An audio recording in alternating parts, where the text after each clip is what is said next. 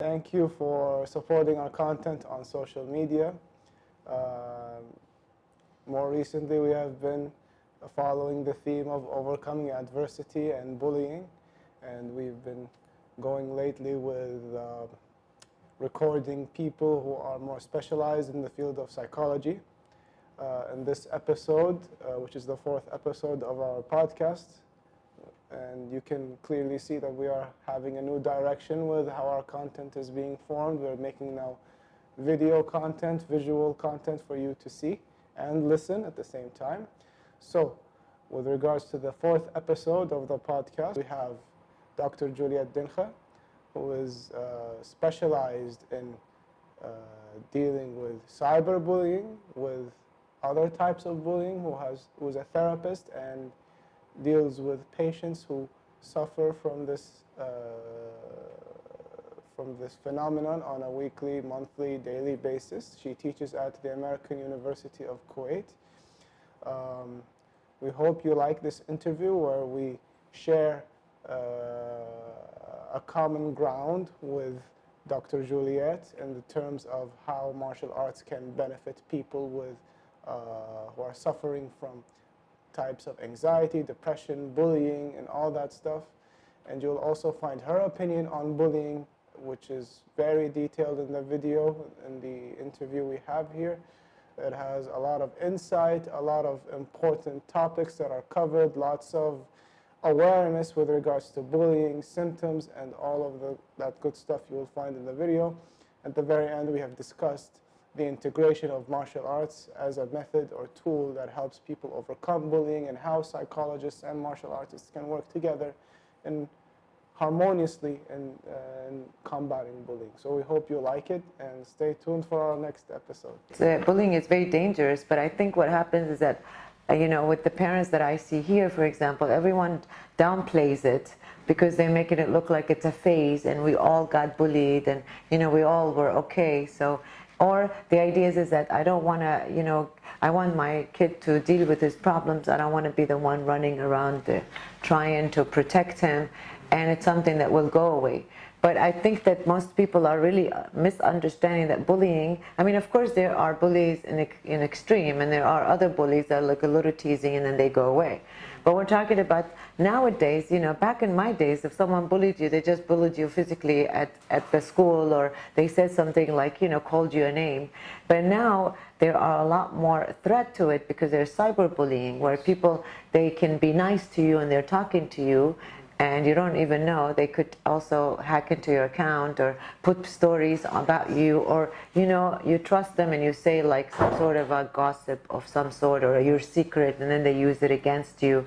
So I think the idea is that we really need to be much more careful when we're talking about bullying, and I think we do need to tackle it. Like when you talk about with some schools like, well, it happens, I have a big number, what can I do?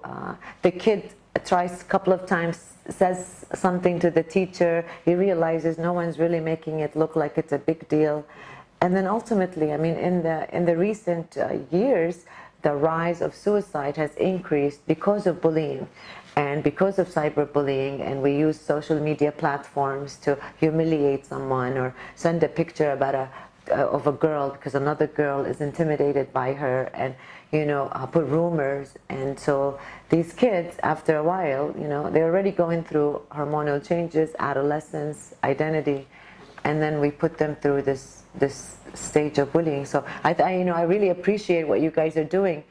That we really need to bring awareness. It's scary to me, and it's very, very serious. But the thing is that before they used to think that bullying or bullies are much more based on the culture. But then there's a lot of research out there that they're realizing it's not really based on culture, because it's a phenomena that happens everywhere. From a little tribe in Africa to the U.S. you find bulliers. Now the type of bullying might vary, but ultimately, so it means that it definitely was somewhere in our ancestors, and it seems like it has a long history that has something to do with generations. If you think about it, bullying is aggression, and aggression came from, the ancestral time of hunting, for example. If you look at primates, they bully other primates because they are trying to mark their territory, for example. So the idea is that obviously bullying is really some sort of a phenomena that it existed, and it existed forever. And it's going to continue to exist because it's part of our natural human being to be bulliers, you know.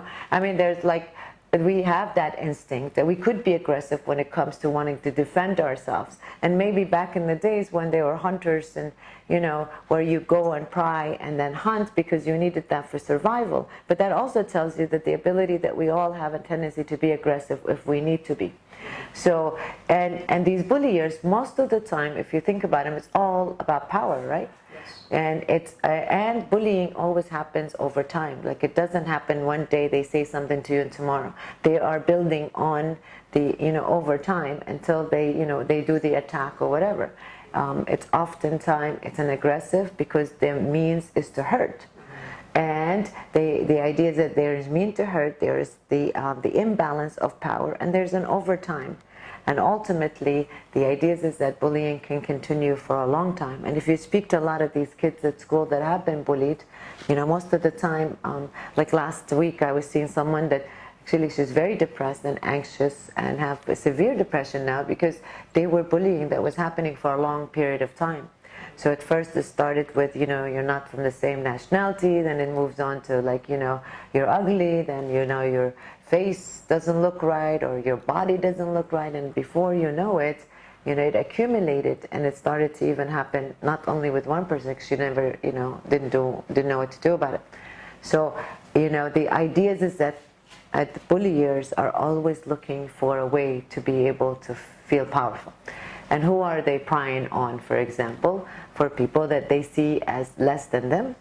They don't look for someone that's confident and can respond. They're looking for people that are already don't have self-esteem. For example, they are looking for individuals that they know will never defend or say anything about them. So if you think about it, you know, they're constantly, it's like a search. They're looking around, who can they bully? They bully people who have disability, for example, people that already feel like maybe they don't fit in. And so when they know that you have a weakness, that's who are they prying on to begin with. So ultimately, well, I mean, what we need to do is, prevention is very good and we need to prevent it, but to think that bullying, it's going to go away, it's not going to go away, because it's part of the human nature, yes. But what we can do to be able to minimize it maybe and help, you know, create an atmosphere where kids can feel safe, I think that's very important. Maybe that should be the goal more than trying to eliminate it, because I don't think it's possible to eliminate bullying. Because I think when we can be able to identify the origin of bullying, then we don't think we eliminate. There are people who think they'll never be a bulliers, but we all have a potential to be bulliers. And the idea is that if we can understand the nature of it, and we can understand where it came from, maybe we can also understand that as a human being, we all have it. But some of us, because we don't need power, some of us have more empathy. Like bulliers don't have empathy, right? Bulliers, they're not going to feel sorry for this person because they are already, you know, they lack confidence, they lack a lot of needs. So that's why they're taking it out on this person. So I think we all can do it as human. But for example, if we don't need, like I don't need power, so I'm not going to bully. I have empathy, so I'm not going to bully. The idea is that I'm not aggressive. I have a tendency, because that's human being, but if I am not, I'm aware of my aggression. I'm aware that I could be, you know, impulsive, then I can be able to control it more. But to be honest, it's like we're oftentimes talking about bullying in school. I mean, think about how many managers bully their employees. Yes. Right? Think about parents that bully their kids. So we're constantly looking for bullying. Bullying doesn't just happen at school. We're just more aware at school, and the way we talk about it at school is because they're dependent and they're young and we want to protect them. But I mean, you cannot believe how many stories of people I see in this office that are coming from employers who are bulliers, who intimidate them, who you know, sabotage their time, abuse their time and factor, not paying them enough, you know, withhold their vacation time or their. So is that bullying? Yes. So yes, we all can be bullying, and adults can be bigger bulliers than, you know, children can be. Yes. You know, if you think about it, most bulliers come from homes that are harsh, they're aggressive, and they shout a lot. So there's a lot of trouble at home. Most bulliers come from home that they are either, disconnected families, for example, single parenting that use harsh punishment. Most bulliers, the reason why they go and bully other people is because at home they don't have any power. They feel very powerless. They're victimized in their own home, and then they're so angry and they don't know what to do, so therefore they go to the house, to the school, and take it out on someone. And that person have to be, I mean, what are these kids learning? You know, parents are of course they are the authority figure, and they are abusing the non-authority, right? So this kid is going to go to school and he wants that authority because he can't take it out on his parents, so he goes and looks for kids that are younger than him, thinner than him, you know, maybe a minority in a way for him, less privileged than him, for example. And then it trickles down. So hardly ever, I mean, at least from all the studies I've studied, I've never seen a bullier who comes from homes that are happy. They don't use aggression and shouting. They don't use beating and corporal punishment, verbal abuse. The profile, it's usually, because remember I said that bullying is about aggression anyways. And so if you see aggression, and like, you know, lots of theorists in psychology say that we duplicate what we see. So he sees it, he's angry. And the other thing is that in these homes they haven't taught empathy, you know. I tell my students all the time at the university, the best thing you can do for your child is to teach them empathy. Because if you teach them empathy, you've already eliminated two types of people. You've eliminated someone to be aggressive, and you've eliminated psychopath, you know, because empathy teaches you how to feel bad. So even if the one that has empathy, maybe they will tease the kids a little bit rough, but suddenly when they see this kid crying or they see this kid hurting, they'll stop because their empathy kicks in.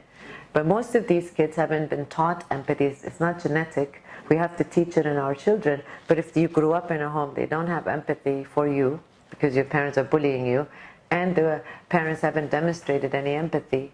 Therefore, you don't learn empathy, and therefore hurting other kids. But also think about it. If I grew up in a family that, you know, beats me and calls me names, and all that behavior, for whatever reason, I'm not judging the parents, but that teaches hate. You know, we hate you. It doesn't teach that I'm upset at your behavior, but when you beat a kid, they're learning hate. And then therefore, they're not going to care about what other person's feeling is at school. They're not going to be sensitive because they're so victimized themselves. Yeah, you can learn it, you know. So of course you can learn it. And you know, these role models in our life, regardless of their parents or people we watch on TV. So role models are really, besides that I just talked about empathy, it's a good point you're saying, because I think a lot of times, you know, even kids that come from like roughed up homes, or come from aggressive parents, if they can just have one teacher that is kind or shows empathy, you know, so it doesn't really stop at your home. So I mean, it's not your fault you grew up in a home like this, but if you can just connect to someone that demonstrates empathy or role modeling. Again, role modeling is very important. So if you look up for these people that are using bullying, or you know, they somehow their techniques, you know, or the way they demonstrate themselves with other people is bullying, it's just going to justify that bullying is okay, and that being mean to people is okay, and you know, ultimately it's about power. I mean, don't forget that. It's all the time. The parents are powerful and they know their kids can't do anything, so they bully them. This kid looks for someone else he's going to do power with, and these mentors all want power.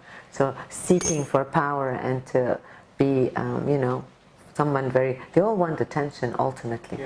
And so that's for sure. So I mean, it would be nice if these bullies, I think bullying can stop also if we can introduce role models, either via social media. I mean, our kids are on social media all the time. You know, it'd be nice to be able to even have them follow someone that we see as a mentor, or someone, the teacher, a coach. You know, if you look at well-balanced kids, even if they come from abused homes, and we know a lot of popular people we follow on Instagram, famous people, if you look at their history, they came from an abused home and they're not bulliers, which means that somehow somebody in their life, a teacher, a coach, you know, someone demonstrated that sense of empathy, which kept them away from being bulliers, actually. And what you're saying to your kid, that you are, I mean, I understand that parents say no, but he needs to protect himself. I understand that. But, there is no research that says that if my kids fight, I mean, he needs to stand up for himself. I understand when it comes to bullying, but to tell the kid, you got to go roughen up. I mean, what does it really mean when a parent is saying roughen up? What he's really saying is that I want you to be aggressive. I mean, the only time we use rough, we use it for males, and we mean fight. Yes. And so we're really already introducing the idea that roughing up is good for you. And then, of course, when you tell parents, they're like, no, but I'm teaching him these skills so that way when he is bullied, he could be self-defense. The idea is that this kid is not going to know the difference when it's self-defending, or is he, he could be self-defending also when it comes to a teacher saying something to him and he doesn't like it. So we're not able to really be selective to teaching our kid. If we're going to tell them roughen up, be tough, be aggressive, when someone hits you, hit them back, then you're not going to expect that this kid is going to know, oh yeah, this situation I used at this situation. Until they get older, they differentiate, but at the beginning they can't. And I really truly believe it's wrong, because what you're doing is I mean, it's so contradicting and hypocrisy, because the parent first, they sit down and say, don't be. So when he gets in trouble because he just had a fight with a student, yes, the parents get upset because they don't want their kid to be, to beat up a kid. But on the other hand, they're taking them to these places or saying toughen up, be aggressive, hit.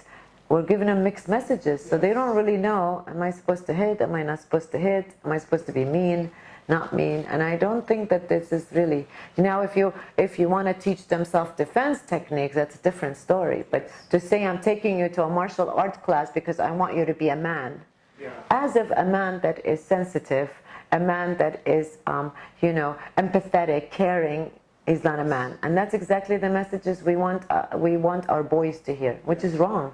Because ultimately what you're teaching this kid to be tough, not to share any feelings, not to have any sensitivity, and as of like this portrays the picture of all men. All men are supposed to be aggressive.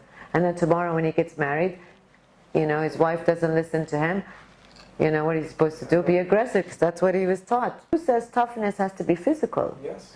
We can teach self-discipline. We can teach, being mentally strong. Yes. We can teach endurance. Toughness doesn't really have to be, but most parents think that toughness, I want you to be tough when we're talking about, I don't want him to become, this sensitive kind of a softy, as of like, that is supposed to be, and the idea is that most of that, and I feel bad for men, because then grow up not expressing their feelings, they're unable to express feelings because they're told that is not your department, it's a girl's department. Yes. And so instead of teaching them to be tough, to be self-disciplined, toughness doesn't have to be. And tough, actually, it's physical endurance. Yes. Why can't we just teach toughness and that physical endurance instead of equating toughness with aggression? Yes. So when I say to my kid, go and I want you to go and exercise, I want your body to be tough. Yes. That's a different statement than saying to my kid, why don't you go and, I want you to be tough, I want you to be aggressive, I want you to be able to stand up for yourself. Yes. So people really need to start being more selective, because we're giving mixed messages to our children. Yes, and it is ultimately feeding into the situation where we are creating monsters. Monsters, exactly. Of course. Monsters, and putting them in our schools, and putting them in our kindergartens, and putting them in our workplaces because of these false ideologies that we're passing on. And the funny thing is that you mentioned is the more sensitive empaths with regards to children are the ones who are targeted most of the time by the predators who are the bullies. That's true. Yes. And the thing is that, but we can teach them sensitivity with also defense. Yes. Right? So I don't think it's one or the other. Most people always act like it's black and white, If I don't teach him tough, he's going to be very sensitive, which therefore he'll be a target for these bullies. So we're all creating people or kids that are supposed to be the non-target. We're creating archetypes. Yeah, exactly. And the idea is that I can teach him to be confident. I don't have to teach him to be aggressive. He can still be sensitive, but confident. Kids that are empathic, they care for other people, they're confident, they're talented. It has no equation that, if they're tough, then they can't be sensitive. Yes. And there are sensitive kids, they're not target.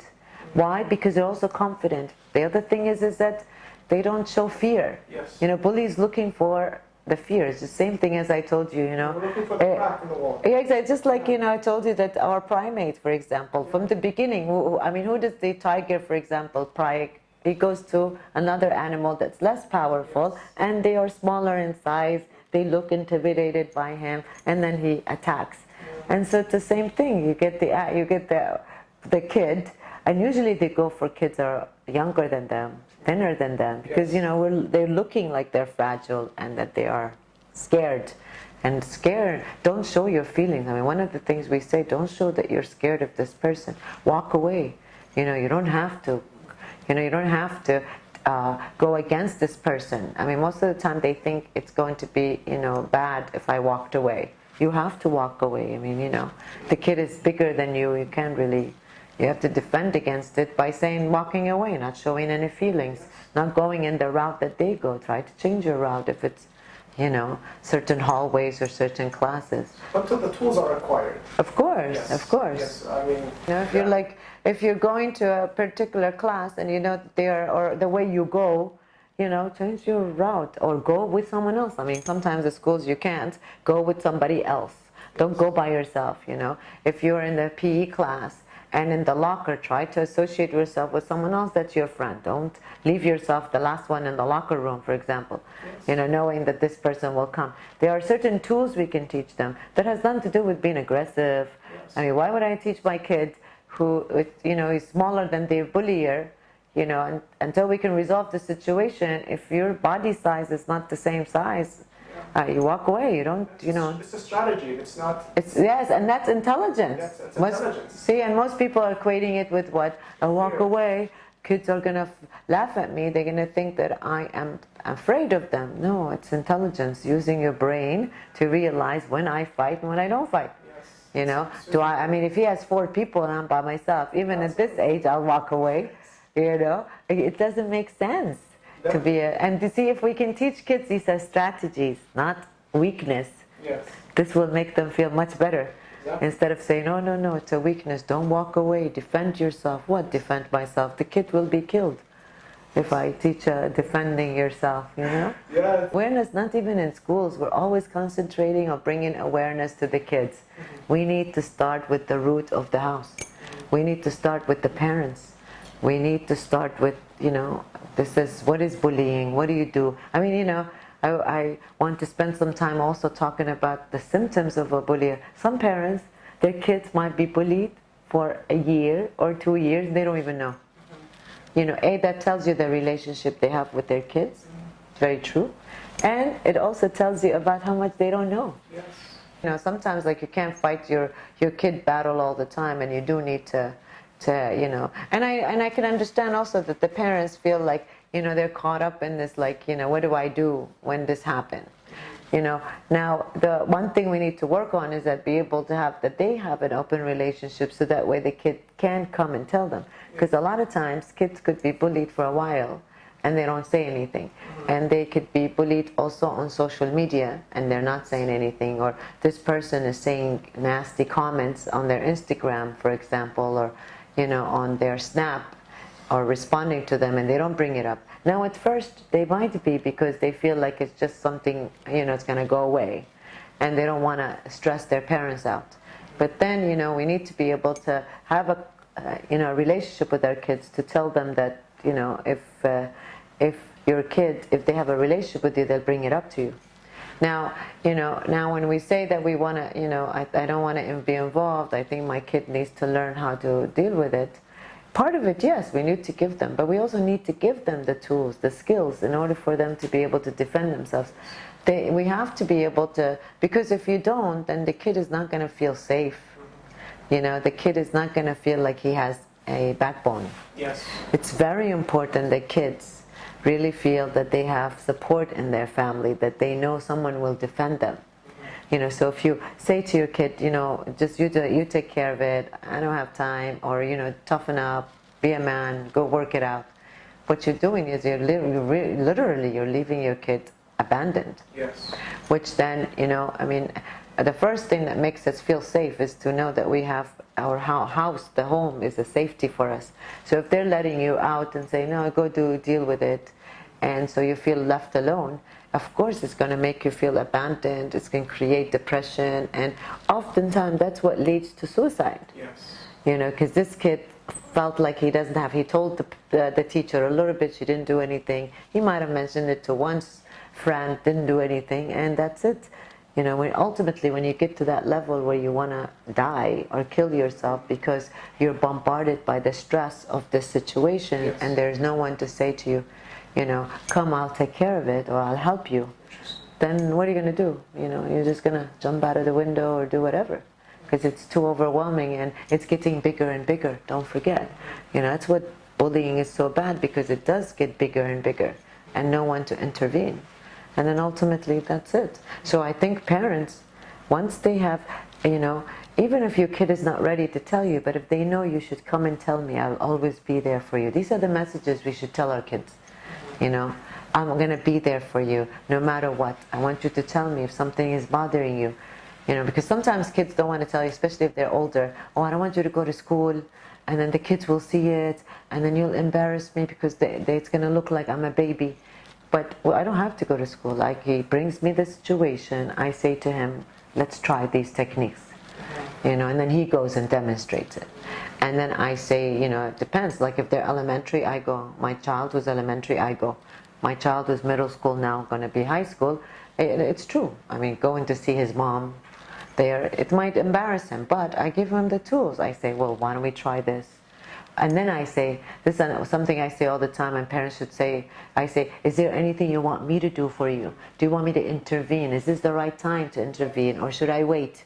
You know, let them, when they're older like that, let them make a decision. And sometimes it's, you know, he'll say, no, just wait, Mom, I can deal with it.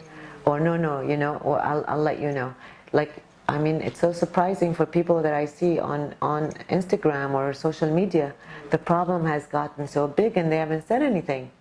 You know, and by the time the parent finds out, maybe they find out from a friend or they find out from a teacher, the situation is big. And we need to be able to nip it. You know, we need to stop it from the beginning. So if the kid feels safe, if you've gone to them, even if they didn't come to you and said, you say to them, look, I know this is the stages, there might be some bullying, there might be people doing this to you, I want to know about it. I don't want to know from the outside, and then we'll talk about it. You want me to intervene? This is what I'm going to do. You want to take care of it? I will help you. Ultimately, I am the adult. I got to be able to help. And I can't just say, just go do it yourself. Give them the tools. Yes. You know, and then with these tools, then you are able to gauge it. So tomorrow, I give them 2 days, then you say, did you do this? Follow up. And then when you're realizing they're not, sometimes parents, like behind their kids' back, which is nice also, they'll check with the teacher. They'll say, you know, so-and-so, you know, my kid told me this, please don't tell him. I just want to know if you can keep an eye on it. That's how we collaborate. Parents have to collaborate with school. We are the advocates of our kids. I think that a lot of them are not trained in this because, you know, because it's only recently where we've realized that there's a holistic component. You know, in my mind, it's like, okay, if I'm going to be working with kids, don't you think I should have some background in psychology? But now, you know, it's very difficult. Like, you can't, you know, unless you have a psychologist. Like, long time ago, I used to work with a psychologist, and she was, you know, she was trained in some sort of a martial arts. I mean, you get lucky if you can, but that was her hobby, so she used to train kids. And so, of course, if she identified, you know, a kid that looked like, you know, he was having some problems or, you know, self-esteem or some sort of a bullying, then she was equipped, obviously. So obviously there are not going to be a lot of people, but I think one of the things we should be training, maybe not training treatment, because it doesn't matter, no matter what you are, unless you have a master's or a doctorate in psychology, you might not know how to deal with it. But if they can go through a course where they can identify someone that has been bullied, you know, someone that has been able to at least identify what are the symptoms, maybe you know, work on relationship issues or communication, so you can have this kid be able to talk to you and trust you. You know, but it's very funny you're saying that, because there's so many times it's true. As soon as, I mean, so many people, even I know, like if they find out their kid is being bullied, the first thing they want to do, and it's funny because this conversation I had with someone last week, I don't know, she was talking about her kid bullying, and then she's like, you know, I think I'm going to go and register him to some sort of a martial arts class. Suddenly, because they're associating bullying with more of a physical issue. So if he's physically trained, he can fight back. Yes. Again, they're not really thinking about the psychological impact of bullying. Yes. So, you know, just because I make my kid strong, yes. he can defend against, but what happens to the psychological aspect? And there are kids being bullied. They are not really being bullied physically. Yes. They are being bullied psychologically more. Nowadays, it's more psychological, more maybe verbal, you know, more intimidation or pictures being shared or whatever, some sort of a reputation in media. So I don't know how, you know, the idea is that connecting, you know, I connect martial art to confidence. Yes. You know, I connect it to, you know, having this kid be with other groups of kids where they can build a relationship. Yes. I connect that the instructor is a role model. Yes. That's how I connected. It didn't, and I was like, why martial art? And then she's like, oh, so he could be strong, so he can fight against it. And I was thinking, but, you know, for me, I mean, of course, she's not psychologist. I'm thinking, but what about the psychological stuff? Isn't that why I would send him to martial art? I wasn't even thinking of the physical, you know. The idea is that this kid needs to, you know, needs to be able to protect himself in in psychological, not only physical. But it's true. Lots of parents are like, I'm going to put him in a martial arts school, which is good. I'm glad. They just need activity anyways. But still, it's like the connection. Martial art is a physical activity that helps them protect himself. Yes. They're not really seeing that how much martial art can really give to the kids psychologically, to be honest. And I think that if you open a martial arts school, for example, then you'll know that this is part of your curriculum. Yes. It takes a lot of, you know, we need to educate instructors. And sometimes people that have come from the old school don't understand this holistic approach. You know, it's only recently in the last 15 to 20 years where we realize, I mean, even like, you know, like a polyclinics, right? Yeah. I mean, it's the same thing. Like only recently where people have realized that polyclinics are important because it's a one-shot deal. You know, you come, you can do many things for all your services. That way you're not going and coming back. And in the US, for example, polyclinics became very popular because they realized people were not following up. Yeah. And the idea is that to have them follow up, you know, it'd be easier if I'm already there, I've already woken up, I've come here, I can do this. So, you know, we need a polyclinic for martial arts because people need to understand it's not just about teaching them self-defense. You are increasing their mental health. You are teaching them confidence. You've got mentoring going on. You know, there are many things. And so it's not just come, take a belt, move to the next belt. And I mean, look at it, the kids that are very good at you know, martial arts, they are very confident, they're good at school academically. I look at it, I mean, they have self-defense, self-discipline, they like routine. If they're, you know, if you think about it, and I'm sure if you do research on the students that are taking martial art in comparison to their grades, academically, I bet you see good results. Yes. You know, I mean, I've had one student here that was very depressed, almost suicidal. Her dad decided to put her in martial arts, and you know, and it's amazing the result that has been acquired, the way she thinks about things. I mean, she's still a little depressed, but nothing compared to what I saw. And it has nothing to do just because she's learned the techniques. It's because she's learned other things, willpower. You know, she has learned to also, she's around other kids that are positive versus she's not spending as many time on social media, you know, downloading all these like let me kill myself kind of apps. Seriously, it has but you know, when the dad took her, it didn't have the same perspective. Now he's realizing, wow, this is, it's a lot of things we could do with this technique. But you know, parents, if you're, but and the thing is that let parents bring them in just to learn you know, technique. But then if you have coaches that are very trained in other things, then they can disseminate the information to the kids that you have. You know, if you get with coaches that are very trained in psychology and also, you know, they're trained, then you could be able to add all this component to your curriculum in coaching. Yes. Why not? So I think the best thing to really, in concluding this, I want people to understand that bullying is very serious. Yes. And it's important that we don't minimize it. and we don't just push our kids out there to take care of the problem, because they don't really have the tools.